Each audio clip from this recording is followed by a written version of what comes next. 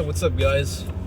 So I call this video the the Keith Jordan's personal health manifesto. So by no means am I a doctor of any kind, but I'm just gonna give the average Joe's perception on, my experience with my health and what I've applied and what I guess know to be false or true.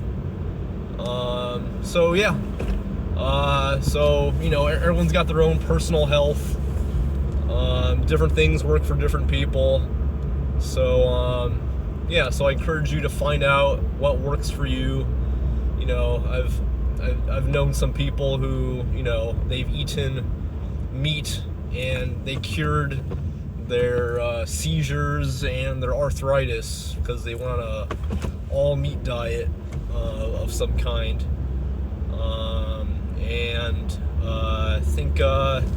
I guess another thing about health being individualized, it's like genetic. It's maybe you have some kind of health condition, and it's pretty complicated, right? So you can never simplify it down to one thing. What else? Your diet and your habits, that'll probably influence what's healthy for you and what's not. But I'm sure there's also a lot of universally healthy things, like, resistance training and cardio, I guess. So me, I'm not really the healthiest guy out there, but I feel like I've come a pretty good way in my health. Maybe I'm above average, and I guess we'll just kind of start with diet. So, would I eat every day? The start of my day is pretty garbage. Like most of my mornings, I feel like I eat something like starchy and bready or sweet and creamy, and I'll combo that with like a cup of coffee. I'll call that a breakfast for some reason. I feel like, I just kind of wake up and go to work, brush my teeth. That'll be another topic, hygiene. And I feel like I don't know, I guess I maximize my sleep. That's a whole other topic. I forget what topic I'm on now. Oh yeah, diet. Okay, yeah, so I just kind of do what's expedient in the morning. That's just kind of the pattern I fell into. And and then for lunch, I try to eat something healthy. It's like, oh, you know what? I haven't had a salad in a while, or I haven't had like some kind of ingredient I haven't in a while. I call this diet mentality, I call it the wheel diet. That's my own term here, because it's not, it's almost kind of random, but not really. I don't think diet should be random, but sometimes it is. Your cravings are kind of different.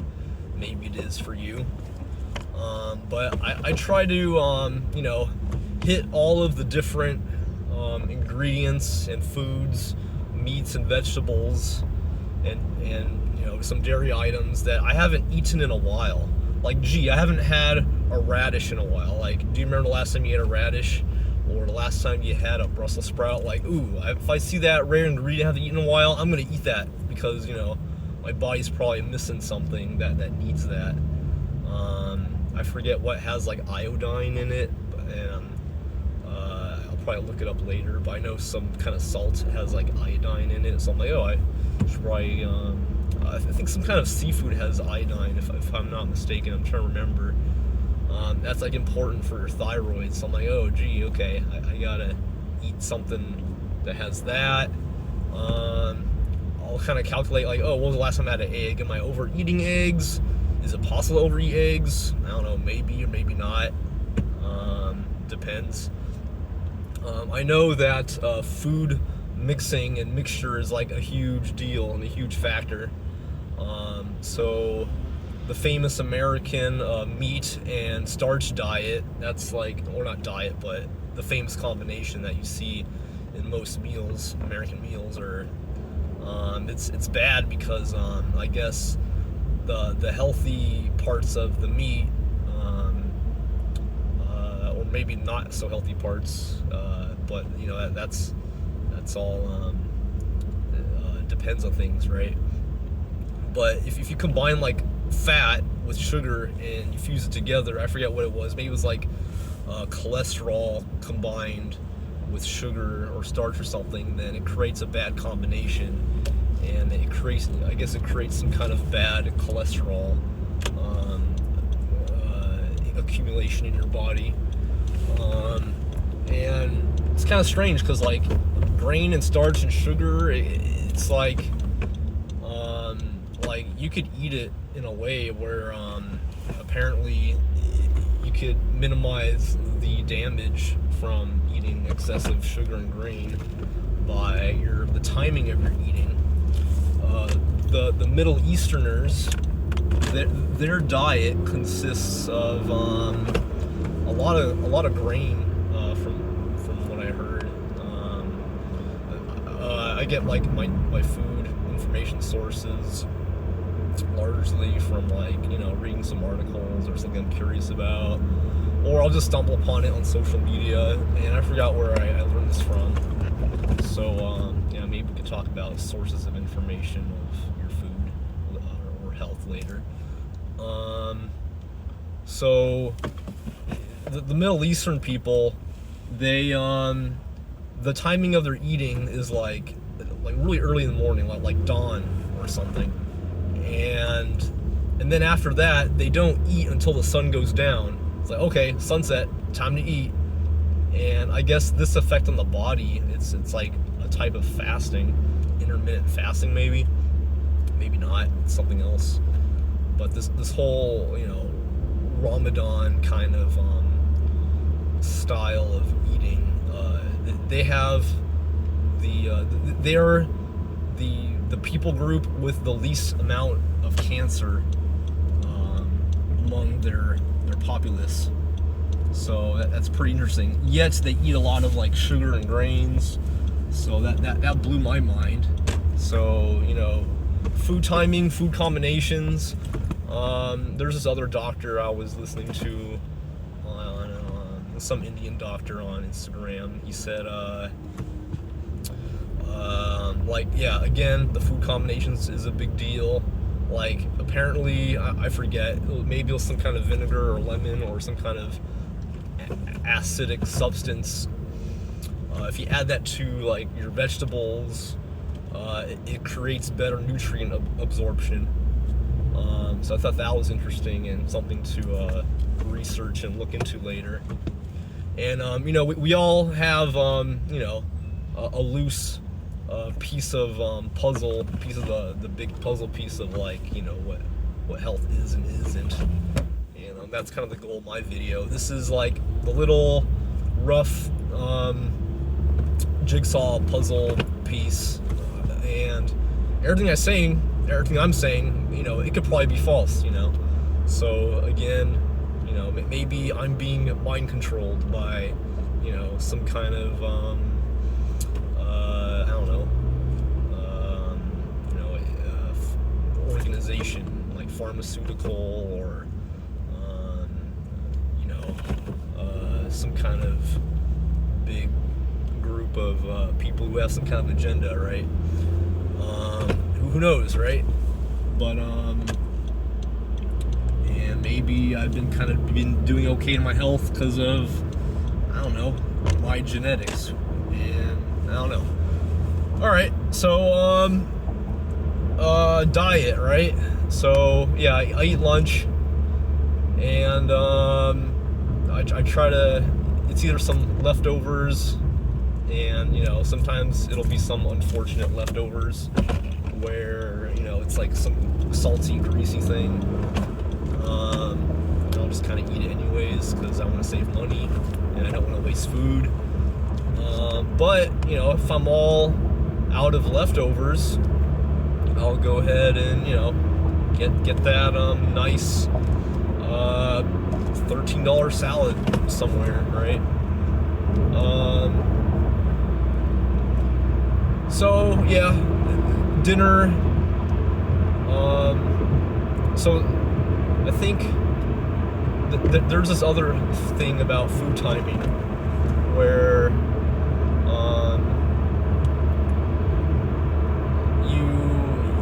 I guess intermittent fasting, if I'm not mistaken, it's like you choose any 8-hour window throughout your day, and you decide, hey, in these 8 hours, I'm allowed to eat this whole day, right? I'm allowed to eat, and I kind of take on that.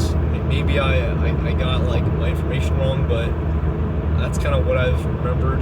So maybe that's why sometimes I'll have like a 2-meal day. I'll skip breakfast essentially. I don't know if coffee counts. I'll have a coffee, and then I'll have a big lunch and a big dinner, and so that's kind of my food philosophy. And I have this sometimes like once a week I'll fast. I think it used to be Sundays I would skip breakfast and lunch sometimes, or on a Monday or something. If I feel like I need to reset my digestive system, because you feel kind of clogged and backed up sometimes, and then when you fast,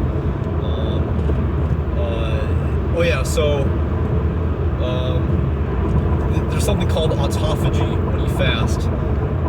When your body is like, it's really starving for energy, so it'll look to your own body for energy, like, oh, okay, what could I consume here inside my body?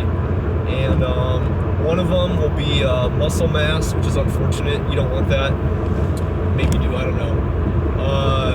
But probably not, if you want to be strong. And it'll consume the autophagy process when you're fasting. Your body will start consuming senescent cells in your body, like all of the cells in your body that are like the old geezer cells, right? They gotta go because they're just causing a lot of trouble, a lot of problems, and they're even potentially cancerous. And that's why Middle Eastern people have the least amount of cancer, because they go so long without food throughout their day, their body's like eating all of the cells inside their body that are causing trouble. Like, I guess the cells will be like, here's like an old cell that needs to die, let's take him out, before he starts mutating, causing cancer. Cancer. That's a whole other topic that I don't know much about. But I know that sugar and starch feeds cancer. If you do have cancer, that's kind of their food. And maybe a keto diet would be good for that. I don't know, right? Maybe we gotta look into that. So another thing, I try to do a lot of preventative measures, so I can reduce the risk of cancer, risk of disease, which is the goal of my dieting, the goal of my whole pursuit of health. Not only to just avoid suffering and pain and disease and diabetes, which I need to come up with a strategy on, because I'm prone to it, because my mom and dad are both diabetic, so I'm doubly prone, equally prone. So disease prevention. So that's why I try to eat everything, because we're us humans, we're omnivores, and we require a lot of different nutrients to keep our complex body and our brain and organs going, right?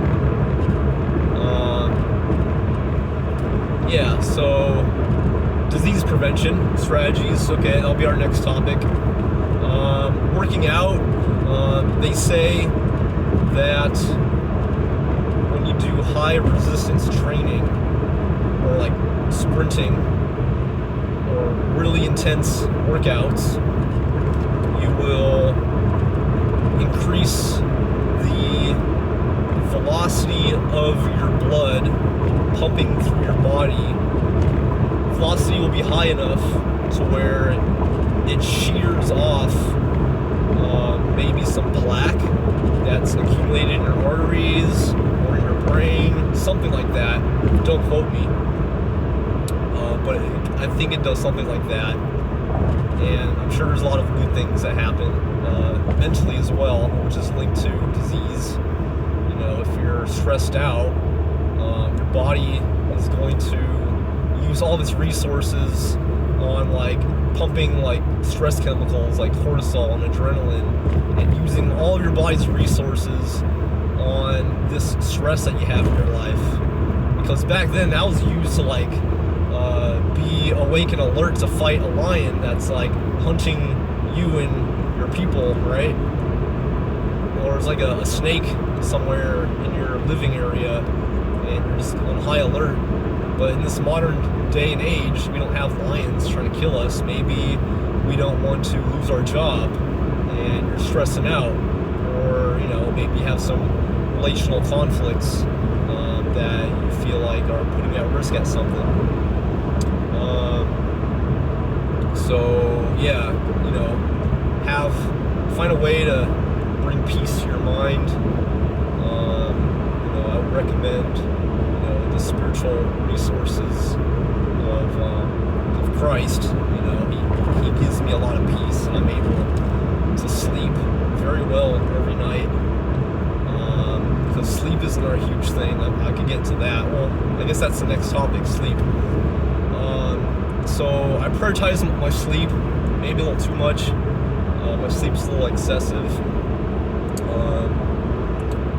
But you know, during the work week, it's not excessive. I'm like I just go bare minimum. Like I average pretty close to 7.5 hours, which is what, 5 REM cycles, rapid eye movement cycles. And I guess, you know, that's kind of good enough for someone my age. On the weekends, I can sleep for a very long time. I feel like my body's catching up, or I don't know. But I guess it's good for your heart to rest one day out of the week. You know, it's the way God designed it. Your heart health will improve when you just completely chill out, you know, like one day of the week. You know, keeps you humble. But that's a different topic. So yeah, sleep. Make sure your lights are completely blacked out in your room. Have no glowing little thingies, no cracked window. Make sure you get some good curtains. Invest in your sleep, because that prevents a lot of disease. Because your body gets like, oh, cool, now we get to fix everything that's wrong with your body, you know. I feel like, you know, one time I was sick a couple weeks ago, and I didn't feel good when I woke up after 7.5 hours of sleep, and then I kept sleeping for another 4 hours. I'm like, oh yeah, I feel much better, like so good that I'm like not sick anymore. So that was like just the amount of rest I needed, according to my body. So yeah, that's another thing. Listen to your body. I don't know, through just sitting there really still, listening to your body. I guess that's, I don't know, like some kind of meditation or something. And what else? Yeah, so sleep. That's kind of my sleep manifesto there. There's probably something else that I'm not remembering. Okay, well let's go to hygiene. So the Japanese, they're really good at hygiene.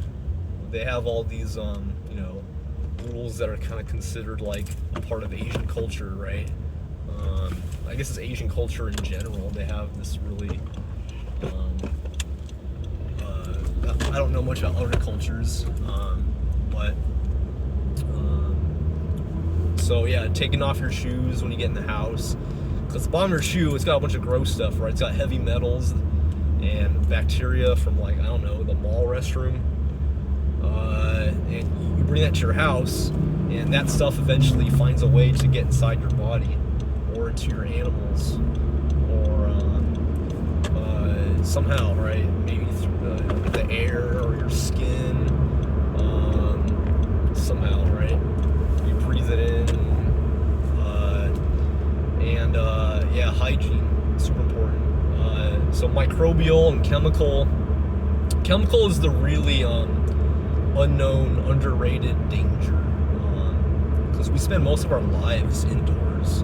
Like, I want to say over 90%. Like, look at me, I'm inside of a car right now. I spent all day inside of the house, and we're breathing whatever is inside that house, like 24/7 almost. So you gotta keep a tight rein on your air quality in your house. According to my fiance's patient, he said you gotta change your air filter like pretty often. I forget, like, I don't know, once every 3 months, because that's also microbial danger in your house. And I was on this marathon of listening to health videos once upon a time, back in 2018 when I first started working as a CAD technician. My ears were available, and I was just downloading all of this health information from, like, professors, German professors, and yeah, just like on just random topics. And so there's something called mycotoxicology, and it's the study of how fungus affects your body. And funguses, they're pretty famous for, like, hijacking things, right? Like Candida will hijack your brain and say, hey, you got to eat more sugar because you got to feed me. Or, the whole thing with you ever watch Last of Us? Or do you know about the whole cordyceps fungi in the Amazon forest, and controlling all these insects' brains and making them go crazy and consuming them from the inside? So yeah, fungus is pretty crazy, right? So black mold, that's a bacteria, but anyways, but there's a whole mixture of fungus and bacteria, right, in general. There was, like, this doctor, I was listening to the radio like 6 years ago, and this guy was talking about how this family just had all these serious health issues, and the more the doctor was talking, he discovered, the more he was talking to this family, he discovered that there was this moldy mattress just sitting inside their house, making all of them sick, and it was increasing the estrogen levels of, like, the whole family, and it was making them sick. So they got rid of the moldy or bad mattress sitting in their house somewhere, and they all were, like, healed in a matter of, like, days or weeks or some time, right, eventually. And crazy, right? So, look out for your mold in your bathroom. That's probably really bad for you. And it was crazy when I moved out of my house, because my house, I guess, it was full of, like, junk. It was, like, borderline, like, a hoarder's episode.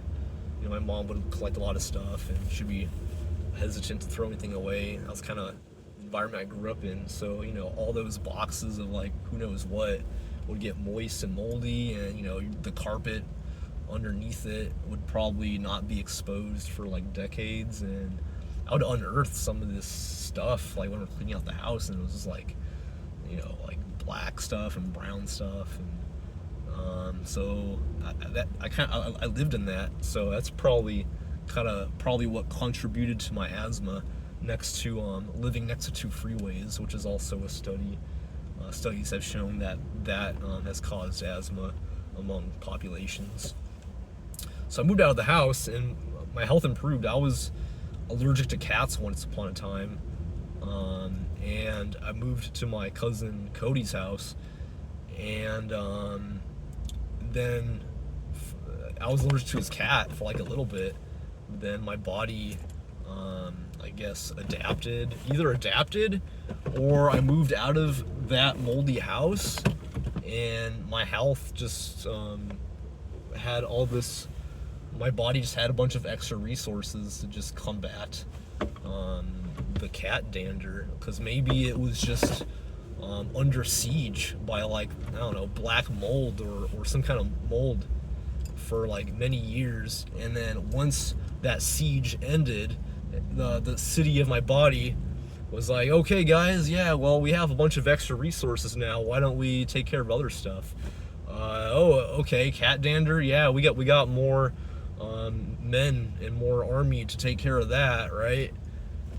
So that's probably what happened. Freed up more resources to gain that kind of immunity. That's just my personal theory, not proven, but I want to think that. Yeah, so hygiene's important. So I shower every other day on average. Some people think that's gross, but as you might know, showering too much is also harmful. They say you are washing away the natural defenses of your body, of your skin, of natural oils. So some people are more susceptible to certain skin conditions or diseases, right? Because they washed all of their defenses away. So yeah, that's just my thing about showering. Dental hygiene, this is gonna be a long topic because my fiance is a dental hygienist, so I feel like I have a minor in dental hygiene. I feel like yeah. So first of all, I brush my teeth twice a day. It used to be once a day, and I used to use this natural toothpaste called Dr. Bronner's because I thought it was like, oh, it has no fluoride in it. And I read some things online. Maybe it's not true. It's like, oh, fluoride. It's put in the water, and it shrinks it calcifies your pineal gland, which is like the top part of your brain, which kind of governs like your awareness of patterns and things, right? Some kind of high level awareness, and that's. I guess there's a lot of that in toothpaste, but it's a catch-22. So maybe that's true. I don't know. I feel like a lot of people are aware, even though they brush their teeth with fluoride. So fluoride, it's kind of one of the only few elements or compounds that can prevent cavities, because I guess your teeth is just in love with it, and it'll kind of absorb it to a degree and protect itself from the bacteria in your mouth that accumulates and causes like gum disease and plaque and what have you. So so now I switched. So I made a compromise. So now I'm using Dr. Bronner's in the morning. Because I feel like I'm about to eat or drink something in like a few minutes when I wake up. Like I'm gonna drink some coffee or water. So that's why I don't want to just eat a bunch of fluoride and kind of fake chemicals. So that's why I choose natural toothpaste in the morning, just to abate the bacterial growth and to wash away whatever accumulated in the nighttime, which is important. It'll reduce your overall bacterial load, so your body has more resources to do other things, like fight inflammation or cancer or whatever, right? Or maybe you worked out and your body body needs to recover without you getting sick. So yeah, dental hygiene. I floss every night, and I use fluoride toothpaste. I use what do you call it? Crest Scope or Crest Gum Detoxify. Whatever. I just kind of have a wheel philosophy with that. Just I'll use this toothpaste, and then I'll use this one and that one and this one and that one. As long as it's got like fluoride in it. I don't know what all the special ones. There's like sensitivity control, whatever. So yeah, toothpaste is kind of toothpaste, more or less, at the end of the day, I guess. So yeah, flossing's important. My fiance bought me a water pick recently, so I'm gonna be using that to clear out the solids.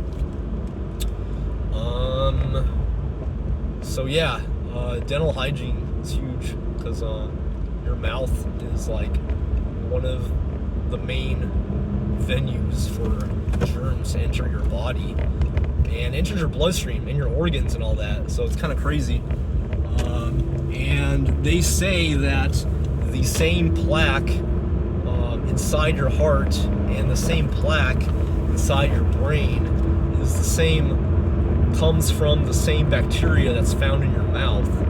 So if your gums are inflamed, then there's some kind of like bacteria accumulation that's in there that's just being a constant source of like trouble. It's like a factory of evil orcs that just keep spawning into your body, and your body is just fighting it around the clock. So you want to keep your mouth clean. Mouthwash, I use sometimes, because you don't want to kill the good germs. If you use Listerine, doctors, dentists hate Listerine because it kills like the beneficial bacteria. So you want to switch to like some kind of non-alcoholic, more I don't know, you gotta do your research. I think it's called like Thera something. It's like an orange cap, and it's like a green bottle or a blue bottle, but it's got that orange cap. Dentists like that a lot. Or just use some kind of, mouthwash out there that doesn't kill all your good germs. Or melt your teeth. So another thing. So habits throughout the day. Okay, let's talk about habits. So my posture is like pretty lacking. I'm pretty terrible. Like, look at me right now. So I'm just gonna adjust my posture right now, which affects your mentality, which affects your health. So posture, you got to point your chin to your chest a little bit, move your shoulders back.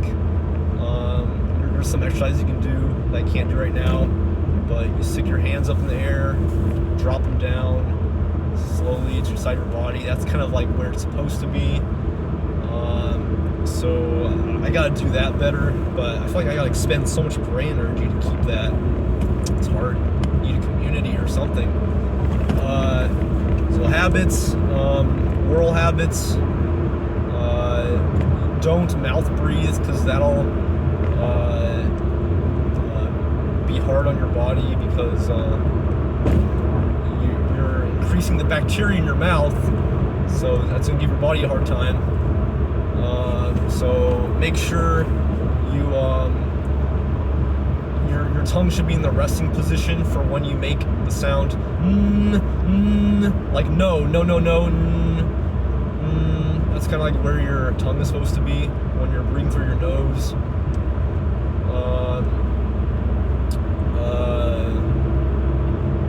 Other habits. There was something I wanted to say. I'm trying to remember it.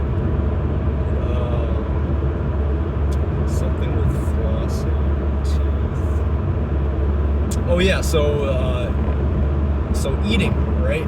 So snacking, they say, is bad for your teeth, because you're not giving your mouth a break to like reset the acidity and pH, reset the pH level in your mouth, which takes 45 minutes. So if you're eating a snack every half an hour, your body's like, oh, your mouth's like, oh, I gotta, reset the whole saliva cycle, whatever. It takes a while, right? Or you could hasten the resetting of the pH in your mouth by taking a sip of water after you sip your coffee. The dentist says you gotta drink your sweet drink or your coffee, soda, tea, or whatever in 5 minutes. Because if you just prolong your drinking and enjoying of your drink, like personally, I would love to sip on my drink maybe once in a while. You don't have to be a Nazi to yourself. Once in a while, not gonna kill you. You're sipping on your beer, talking to your buds on New Year's Eve, that you're fine, But as like a life habit, you gotta finish that drink in a timely manner, or else you're just gonna rot your teeth. And choose your snack times wisely. It's kind of sad news, but your mouth has gotta like stay clean, because it's just a 24/7 battle, right? The germs don't sleep. So I guess that's kind of all the topics I can think of. We did mental, we did habits, we did diet. Oh yeah, so physical exercise, which I'm pretty bad at. Like ideally, they gotta say like 30 minutes every day, or 2 to 3 times a week or something. I used to have this habit where I would go to the gym like 2 to 3 times a week. Tuesday night, for example, or Monday night or something. And so I try to do high resistance workouts, and because that's good stuff. Protein. You guys probably already know all your workout stuff. I could probably learn more from you than you can learn from me. So all I know is that resistance training is a big deal, and you also you want to do that because for mental reasons, not only just physical. Because when you do a lot of physical activity, your brain is less prone to suffer from depression, because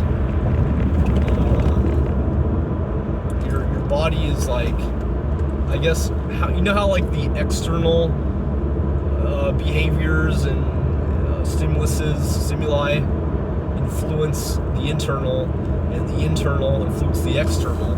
So when you're being externally influenced by this physical movement of your body, it has a positive mental effect. So maybe you're tricking your brain into saying into thinking like you're doing something meaningful and you're having this great responsibility. I don't know, right? And I guess that those are linked, and maybe being stationary is linked to depression, because maybe your body is tricking your brain, saying like, oh, you're kind of dying and you're not moving, so you're probably imprisoned or trapped somewhere and you gotta save energy. I don't know. There's a book called Spark, and how exercise increases your capacity for joy, and I totally believe that. There's doubly beneficial, and it's so hard to just even start a workout routine schedule. I struggle with that, and I was pretty successful back when in my early career in college. I would make it a thing to go. I was kind of inspired by this YouTube guy who said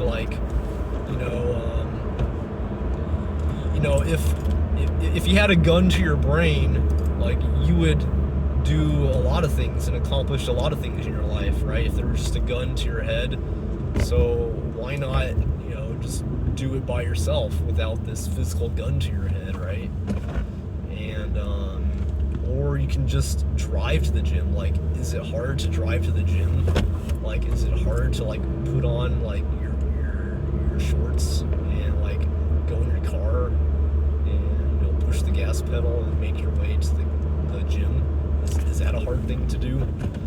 And once you're at the gym, it's like, oh well, gee, I'm at the gym now. I drove here and I don't want to waste gas, so okay, I might as well just work out now. I'm here. So you could kind of use that as a way to help you get healthy. Yeah, it's kind of a technique. What are topics here? I'm probably missing something, but I kind of covered a lot. Posture, ergonomics, make sure if you're sitting all day, stand up and walk around a lot. Just use any reason to get up. Like, I have a little piece of tissue I need to throw away. I'm going to walk in all the way to the kitchen or the cafe in my office and throw it away. Or we get a drink of water, And, your eyes too. You gotta always wear polarized sunglasses, when it's sunny.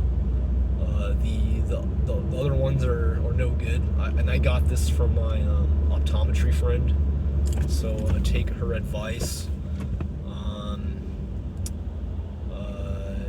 Eyes, when you're looking at the screen too long, you gotta, like, every 20 minutes you gotta look away, and that's probably gonna happen when you're getting up often to go to the kitchen, get a snack or something, or I don't know, use the restroom.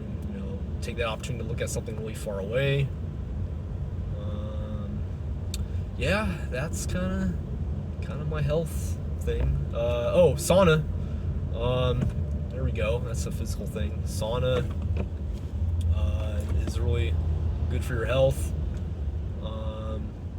I feel like we need to detox from, like, I don't know if you can get rid of the microplastics in your body by saunaing, but maybe you can. I don't know, but it'll get rid of heavy metals and whatever your body needs to get rid of. It's kind of like your body's peeing through its skin almost, I guess. And it's good for other things, I forget. Good for your skin. My skin routine's pretty garbage. I just wash my face with warm water and use a light amount of hand soap, which probably kills some good bacteria on my face, probably. So I could probably learn from you guys. I know some of you guys use moisturizer. I don't know. I just probably have some kind of irrational fear of, like, putting chemicals on my face and breathing it in at night. Yeah. What else? Health. Sauna. Oh yeah, there was a study. I guess the men who did sauna for, like, I don't know, a lot, were like, they had like a 40% chance less of dying from, like, all causes or something. Some weird study. It's kind of I don't really believe it, but maybe there's some partial truth to it. Maybe it's because people who are who decide they want to go to a sauna, maybe they're just healthier people, are more intentional in taking care of their health, and maybe that's kind of why they're dying less. So yeah, we can talk about information, quality of information. Take everything with a grain of salt, especially you as an individual. Your health in your body is completely different from everybody else's, which is why doctors, we go to doctors, right? Because they have this very individualized care, right? They kind of know what you and your body's all about. But when you take some generic advice, like, how is it that well, that advice that they blast everywhere, I don't know, on the news or something, it's like, that's just for the average person. But, you know, are you this average person, this amorphous, average person? You're not, right? You're you. And so, I don't know, maybe if you have a probabilistic approach to your health, go for it. You know, which is probably all of our approaches, or many people, including myself, because we're not doctors. We didn't spend our whole life studying all this. So yeah, you know, I'm not saying anything new. This is just my experience with how I do my health and where it's brought me. I gotta go get a doctor checkup. You know, maybe I have, I don't know, something pretty serious and I have no idea about it. Who knows, right? Pretty scary to think about, right? But yeah, you know, God is good either way, right? So yeah, I want to be healthy because I want to have energy to bless others, to serve you, to not be a burden, and yeah, because, you know, people love you and want to see you not in pain, and, you know, so that's probably that's another reason why I'm making this video. So cool if you listened to me talk for this long. Trying to think of other stuff. What else? Microbes. Oh, another weird thing. There's another weird thing. So light affects you too. I was listening to this German guy. He was like studying light, and like, I guess the average light, not average, but, you know, the light you see everywhere, like in a building, fluorescent or something, or some coming from some light bulb. I mean, the average light bulb, I guess, your typical light bulb.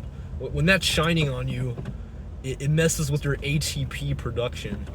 And he recommends like this more old school approach light bulb that doesn't mess with your ATP production. And so light, even light, has an effect on your health, you know. Light and yeah, well, I guess let's talk about the environment, right? So we got light, sound. Don't listen to loud music and loud sounds for too long, or else you'll get tinnitus. So protect your ears, especially, you know, if you're in your 20s, you know, start now. You know, put some earplugs in there. Wear earplugs to the club. Yeah, I'm trying to avoid loud sounds because it's you know, not hearing is gonna suck later on. So what else? Noise, light.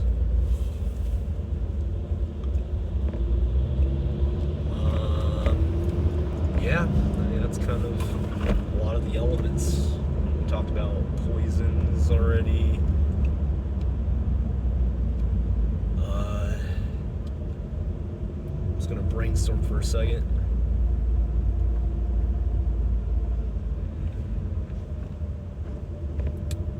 Nails, breathing. I guess breathing's another big deal. There's a video I'm yet to watch about breathing. Maybe deeper breath is better than shallow breaths. That's my guess. I'm sure yoga. Oh, stretching in yoga is like a big deal, right? You gotta keep your muscles flexible, or else they stiffen over time. You can get injured, and maybe it opens your, I don't know, gets your blood moving in your body, so it doesn't just sit there and get stale.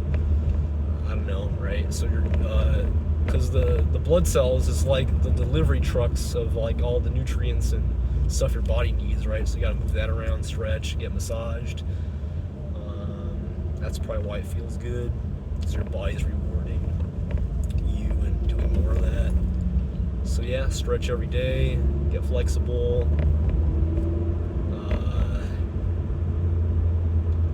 Alright, well, I'm just kind of yammering and just talking about random stuff sporadically, so I'm going to end the video here. Thanks for listening. Stay healthy. I love you guys, and maybe I'll try and make some more videos. Alright, later.